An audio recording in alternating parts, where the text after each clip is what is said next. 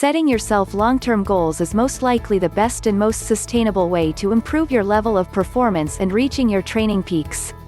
Don't be hasty and take the time needed to master the basics before building upon them.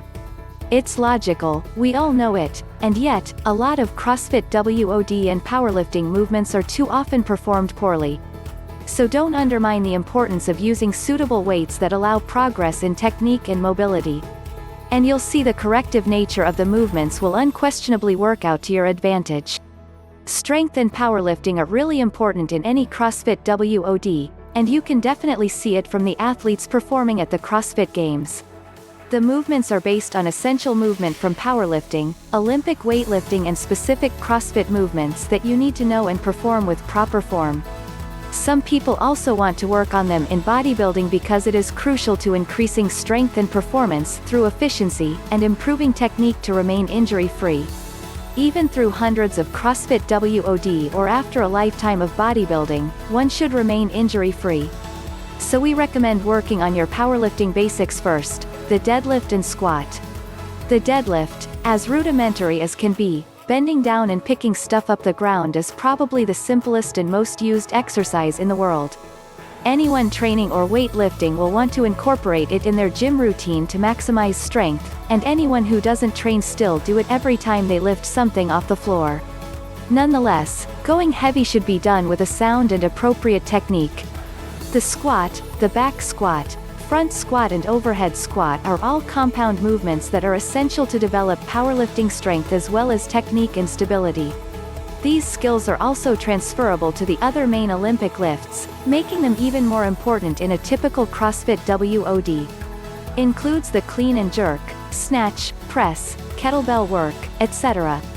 Set up properly. Good mechanics. Mobilize your core before even looking at the bar. The spine always needs to be in good position before you can transfer force. Simple, but most of us don't ever do it. I'll admit this is close to impossible while in a CrossFit WOD because the weightlifting is usually relatively light and the rep count really high, but in powerlifting, bodybuilding or at the CrossFit Games when the weights get really heavy, you'll see the athletes set up a lot more. Tip: standing up, squeeze your glutes to organize your core section and make sure you don't overarch your back. Then tighten your abs, breath in just a bit, retighten your abs a little more and only then reach the bar for the lift. Visualize each rep. Visualization helps to prevent mistakes, increases focus and helps to build on good muscle memory. If you set up properly and visualize staying tight throughout the movement, you will definitely lift better while reducing the risk of injuries. This is done in practice and prepares you for competition, so that when you are at your training peaks, you get there with good technique, body mechanics, mobility and posture. Warm up, don't fatigue. Wake up your muscles and don't get exhausted with weightlifting volume that will limit your immediate strength and make you fall off your training peaks. A good example would be to do hip raises or bridges to make the glutes more responsive before performing your deadlift. Box jumps before squats are also good practices. Push the ground. Keep in mind to push the ground instead of lifting the bar. It improves stability and keeps your whole body engaged, squeezing the abs and glutes to widen the gap. This is especially true in powerlifting or bodybuilding when the weights get heavy. Work on your weaknesses. This is why we do it. Ideally, you'd want to maintain what you're already good at and work on your weaknesses: technique, strength, power, cardio, endurance, range of motion, flexibility, mobility, etc. Seek, target and resolve.